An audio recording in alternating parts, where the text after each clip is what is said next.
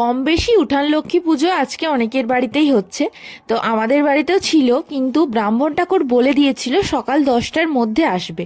সেই জন্য এই ঠান্ডার মধ্যে উঠে নিয়ে স্নান টান করে জোগাড় করতে বসে গেছিলাম। আর আলপনা ইগনোর দিস, কারণ আমি একদম পারি না আলপনা দিতে। মানে মেয়েরা 90% মেয়েরা ভালোভাবে আলপনা দিতে পারে, কিন্তু আমি তাদের মধ্যে পড়ি না। আমি একদমই ভালো দিতে পারি না। ওই আর কি, কাজ চালানোর মধ্যে যেটুকু সেটুকু, ওই বাচ্চাবেলায় পেঁচা টেচা এঁকেছিলাম সেই দিয়েই চালিয়ে নিয়েছি। যাই হোক গে, বামন ঠাকুর এসে গেছিলো বলে আমি বেশি ফলও কাটতে পারিনি, অল্প করে ফল কেটেছি। আর আমার যে একসাথে দুটো বাড়ির পুজো জোগাড় করা, কারণ মনুদের বাড়ির পুজো আর আমাদের বাড়ির পুজো, সেই জন্য একটু মানে সময়টা পেলে ভালো হতো। আর এবারে তো বাবা মাকে একদমই সাহায্য করতে পারিনি, না হলে অন্যবারে বাবা সাহায্য করে।